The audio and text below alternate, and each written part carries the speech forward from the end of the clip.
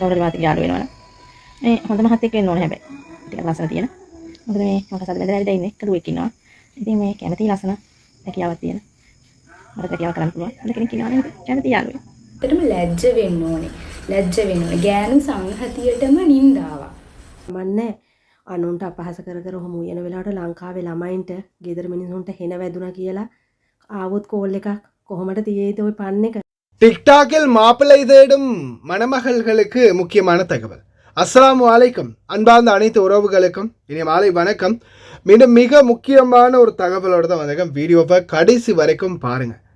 தெரியாத நண்பர்களுக்கும் மறக்காமல் ஷேர் பண்ணுங்கள். குறிப்பாக இந்த டிக்டாக் வலைத்தளத்தில் கணவன் தேடக்கூடிய மணமகள்களுக்கு இந்த வீடியோ கொஞ்சம் மறக்காமல் ஷேர் பண்ணுங்கள்.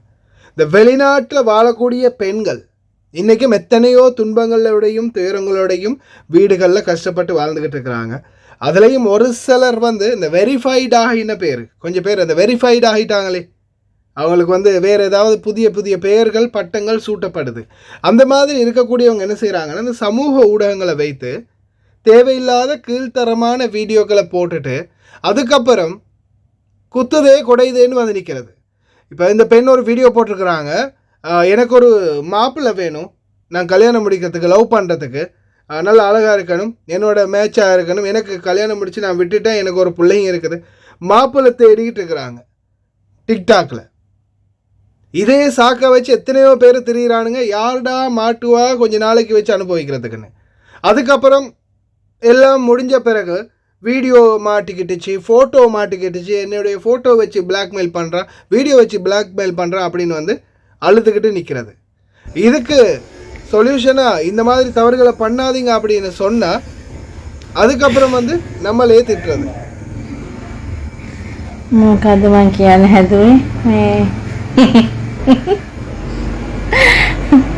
මේ කවුරු හරි කැමති නම් මේ මාත් එක්ක යාළු වෙන්න මේ යාළු වෙන්නකෝ අනේ කවුරු හරි මං හරි ආසයි කවුරු හරි මාත් එක්ක යාළු වෙනවනම් මේ හොඳ මහත් එක්ක වෙන්න ඕනේ හැබැයි ටිකක් ලස්සන තියෙන. මොකද මේ මම කසාද බෙදලා ඇවිල්ලා ඉන්නේ කඩුවෙක් ඉන්නවා. ඉතින් මේ කැමති ලස්සන රැකියාවක් තියෙන. මටත් රැකියාවක් කරන්න පුළුවන්. හොඳ කෙනෙක් ඉන්නවා නේද? කැමති යාළුවෙක්. මේ විහිළුවට නෙමෙයි හොඳේ. ඇත්තට මේ කියන්නේ. මේ බොරුට විහිළුවට නම් ඔය එක එකව කියන්නත් එපා, දාන්නත් එපා. හොඳේ ඒකට නම් කැමති නැහැ. கோவித்த கமல் இது சம்மந்தமாக ஒரு வீடியோ ஒன்று போட்டிருந்தார். கோவித்த கமல் சகோதரர் போட்டதுக்கு அவரை திட்டிருக்கிறாங்க. நீ அப்படி இப்படி அங்கே இங்கேன்னு நிறைய திட்டிருக்கிறாங்க. சரியா? அவங்கள திட்டினது பத்தாதுன்னு இப்போ அந்த வீடியோ பார்த்து ஒரு சிலர் கமெண்ட் பண்ணியிருப்பாங்க தான், இந்த மாதிரி ஒரு சிலரால் தான் எல்லாருக்குமே கெட்ட பேர், ஆமாம் நீங்கள் சொல்கிறது சரி தான் அப்படின்னு கமெண்ட் பண்ணியிருக்காங்க தானே. அவங்களுடைய குடும்பத்துக்கு சாபமிட்டு அவங்களுக்கு திட்டி வீடியோ பார்த்தவங்க, லைக் போட்டவங்க, கமெண்ட் பண்ணவங்க எல்லாரையும் திட்டி அப்படி அவ்வளவு கோபம் வருது, ஆத்திரம் வருது. படிதாண்டா பத்தினியே அப்படின்னா ஏம்மா நீங்கள்லாம் டிக்டாக்குக்கு வாரீங்க? எதுக்கு மாப்பிள்ளை தேடுறீங்க? திருமணம் முடிக்க மாப்பிள்ளை வேணும், லவ் பண்ண ஒருத்தன் வேணும் அப்படின்னு டிக்டாக்ல வீடியோ போட தெரியும். அந்த வீடியோ எடுத்து நாங்கள் இதெல்லாம் இப்படி பண்ணாதீங்க, அது தவறு, கடைசியில் நீங்கள் வாழ்க்கையை இழந்து மானத்தை இழந்து எல்லாத்தையும் இழந்து பணத்தையும் இழந்து நடுரோட்டில் நிற்பீங்க அப்படின்னு புத்திமதி சொன்னால் உங்களுக்கெல்லாம் எந்த பக்கம் எரியுது? எரியட்டும். எரிய சொல்லி கொடுத்தாதான் சீக்கிரமாக புரியும். எரிச்சல்ல மருந்து பூசின மாதிரி. තව මේ ඒකට කමෙන්ට් ලයික් දාලා තිබුණා ගෑනු කට්ටිය ගොඩක්. හරි අංග සම්පූර්ණ අම්මන්ඩිලානේ ඉන්නේ කොන්තරත් ගෙවල් වල. හරි අංග සම්පූර්ණයි ඉන්න අම්මන්ඩිලා. මේ පන් එකක් අරගෙනම ඒක බලලා පන් එකක් අරගෙනම මේ රාමදානයකට උයනවලු. මං හරි ආදරෙන් කියන ওই පන් එක අරගෙන යුවට කමන්නේ අනුන්ට අපහාස කර කර ඔහොම උයන වෙලාවට ලංකාවේ ළමයින්ට ගෙදර මිනිස්සුන්ට හෙන වැදුනා කියලා ආවොත් කෝල් එකක් කොහොමද තියේද ওই පන් එක? ලස්සනට තියෙයිනේ. එතකොට මතක් වෙයිද දන්නේ අනුන්ට අපි අපහාස කරපු දේවල් තමයි මේ අපේ දරුවන්ට දෙමව්පියන්ට පටස් කාලේ මේ ඇවිල්ලා වැදුනේ මේ රාමදාන් මාසි කියලා. යන්න දෙයිද මේ මිනිස්සු? උන් ගෙදර ඉන්නේ උන් මැරිලා වලලා යවට පස්සේ තමයි තොපිට එහෙමවත් යන්න හම්බ වෙන්නේ. තොපේ ඔය අවුරුදු දෙක කොන්ත්‍රාත් කාලේ කොහොම හරි ඔකුන් වැඩ අරගෙනම තමයි යවන්නේ. ඒජන්සියනුත් එහෙමයි. හිතන්න එපා අනුන්ට අපහාස කරලා උඹලට ලේසියෙන් යහතින් ඉන්න වේ පුළුවන් ඒ කියලා.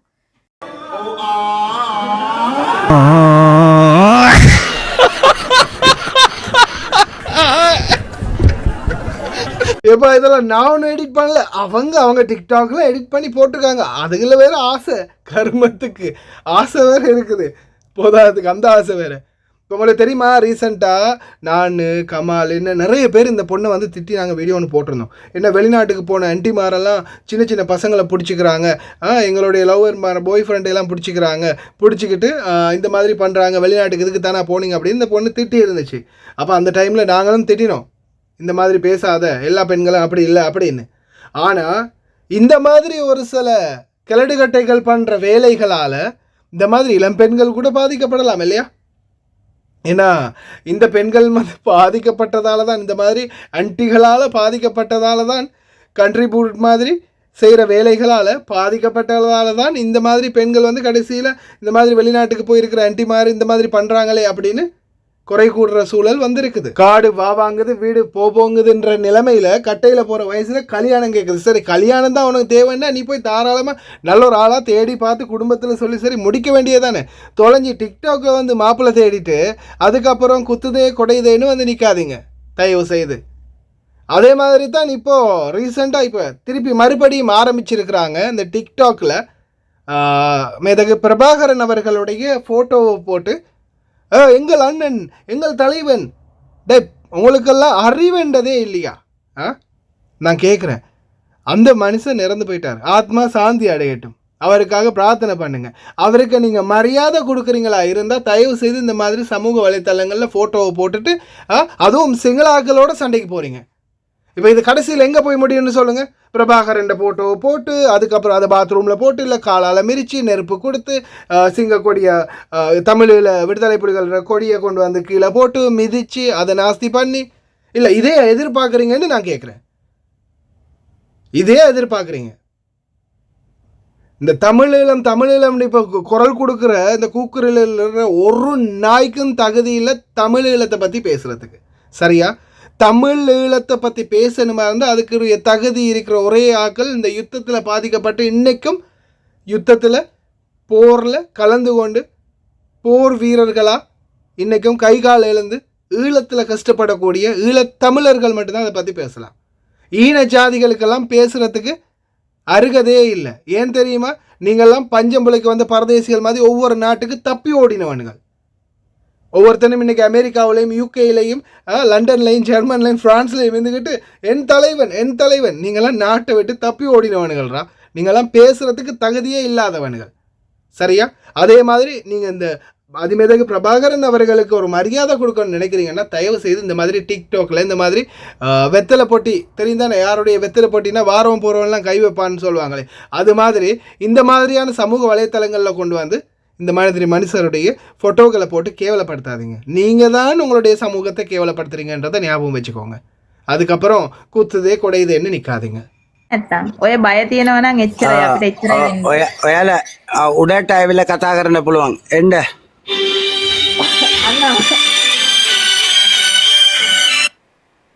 அண்ணா பேரை கேட்டோன்னே சும்மா அதறதில்லை என்ற மாதிரி ஃபோட்டோவை பார்த்தோன்னே நட்டிக்கிட்டாங்க.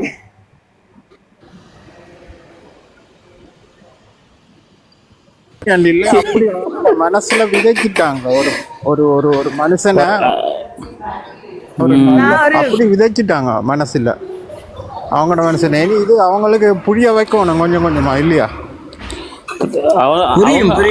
நீங்க அவனவர்கிட்ட சொல்லுங்க, எங்களுடைய தமிழ் புலிகள் எங்களுடைய போராட்டம் நேர்மையான போராட்டம், நாங்க பொதுமக்களாரை கொள்ளலன்னு சொல்லுங்க. கொஞ்சம் மியூட்ட போடுங்களேன். ඇයි ඔය කේන්තිය ඕගොල්ලෝ මහින්දලට එතකොට ගෝඨාභයලට නාමල්ලට ඇයි පෙන්වුවේ නැත්තේ ඔය කේන්තිය? ඔය දැන් තියෙන කේන්තිය ඔය රජේ ඉන්න අපේ හොරුන්ට පෙන්වුවා නම් එහෙම අද අපේ රට වෙන තැනක උන්ට හොරා කණ්ඩ දීලා උන් ප්‍රභාකරන් කරේත් වැරද්දක්. ප්‍රභාකරන් කරේ ඒ මිනිසුන්ගේ ජාතිය වෙනුවෙන් සටන් කරලා යාපනයේ ඔය ට්‍රින්කෝ ඒ පැත්තනේ ඒ මිනිස්සේ ඒ පැත්ත විතරයි නිල්ලුවේ. එතකොට ඕගොල්ලන්ගේ මහින්දලා දැන් චීනට විකුණලා තියෙන්නේ අපේ රට. ඒවට කොහෙද උඹලගේ කේන්තිය නැත්තේ? එතකොට උඹලා කොහෙද හිටියේ? උඹලට කේන්ති නෑ එතකොට. අනේ බං උඹලගේ කේන්තිය ගහගනින් පුකේ.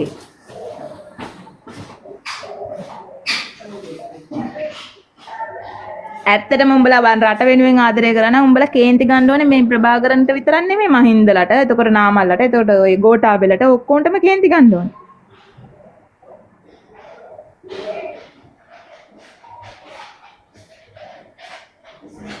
ඔව් අනිවාර්යෙන් දැන් පෙන්වන්නේ උන්ට නෙමෙයි උන්ට තමයි පෙන්වන්න ඕනේ අනිවාර්යෙන්. මේ මිනිස්සයා මේ ප්‍රභාකරන් කියන මිනිස්සයා එයා සටන් කරේ එයාගේ ජාතිය වෙනුවෙන්, එයාගේ ආගම වෙනුවෙන්, එයාගේ කට්ටිය වෙනුවෙන් සටන් කරා එයා ඉස්සරහට ඇවිල්ලා. එතකොට එයා අපේ රටේ තියෙන දේපල ඔක්කොම මේ පිට රටට අරන් ගිහිල්ලා තැම්පත් කරලා මේ මිනිසුන්ගේ පවුල මේ රැක්කේ නැහැ. මේ මිනිස්සගේ කවුද හිටියේ පණ පිටින් හැමෝම නැති වෙලා තියෙන්නේ. හැමෝම මේ මිනිස්සයා ලංකාවේ තියාගෙන තමයි සටන් කරේ. බයට රටින් පන්නලා නෙමෙයි සටන් කරේ. මේ මිනිස්සගේ පුතා පවා හැමෝම නැති වුණා. சட்டநெதி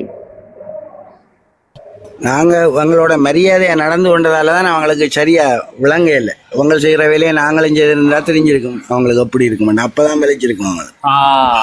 இதான் உண்மையான கதை. இப்ப சொன்னீங்க தெரியுமா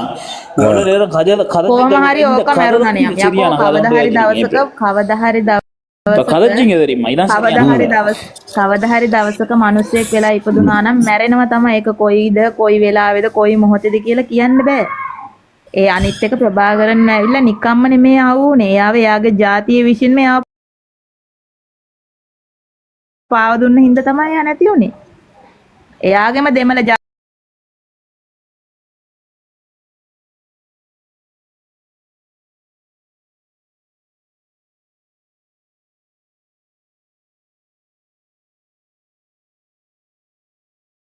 தமிழ் பிள்ளைகளடா நீங்க கற்பழிச்சீங்க. எத்தனை பிள்ளைகளை கற்பழிச்சீங்க, எத்தனை ஒன்று அறியாத எத்தனை அண்ணாக்கள் அக்காக்களை சுட்டடிங்க. தேவையில்லாத வம்பு இழுத்து தேவையில்லாமல் இப்போ சிங்களவர்களோட இதை கோர்த்து விட்டு இது கடைசியில் எங்கே போய் முடியும்னு சொல்லுங்கள். அதுக்கு இன்னொன்று என்ன தெரியுமா, இவனுங்கள் எல்லாருமே வெளிநாட்டில் கிடந்து குப்பை கொட்டுருவானுங்க. ஒவ்வொருத்தன் ஒவ்வொரு நாட்டிலையும். அப்போது இதுகளெல்லாம் வெளிநாட்டில் இருந்துக்கிட்டு சுகமாக அந்தந்த நாட்டில் குளிர் காஞ்சிக்கிட்டு இந்த மாதிரி ஏதாவது ஒன்று குத்தி கிளப்பி விட்டதும் இது எங்கே போய் நிற்கும்னு சொல்லுங்கள். மறுபடியும் இலங்கையில் உள்ள அமைதியான முறையில் சுபீட்சமான வாழ்க்கையை கொண்டு போயிட்டு இருக்கிற மக்களுக்குள்ளே தான் கொண்டு போய் நிறுத்தும். மறுபடியும் தேவையில்லாத பிரச்சனைகள் வரும், தேவையில்லாத சீண்டல்கள் வரும். இந்த மாதிரி பல பிரச்சனைகள். சாதாரணமாக ஒரு சின்ன வீடியோ சின்ன வார்த்தைகள் தான் மிகப்பெரிய பிரளயத்தை உண்டு பண்ணுறது. அதனால் தயவு செய்து வாயையும் பேக்கையும் பொத்திக்கிட்டு சரியா இவருக்கு வந்து நீங்கள் ஆதரவு கொடுக்கணும்னா மனசுக்குள்ளே ஆதரவு கொடுங்க, வீட்டில் ஃபோட்டோ மாட்டி வச்சு ஆதரவு கொடுங்க. அதே மாதிரி நீங்கள் கௌரவப்படுத்துங்க. இந்த சமூக வலைத்தளங்களில் கொண்டு வந்து அந்த மனுஷனை இன்னும் இழிவுபடுத்தாதீங்க.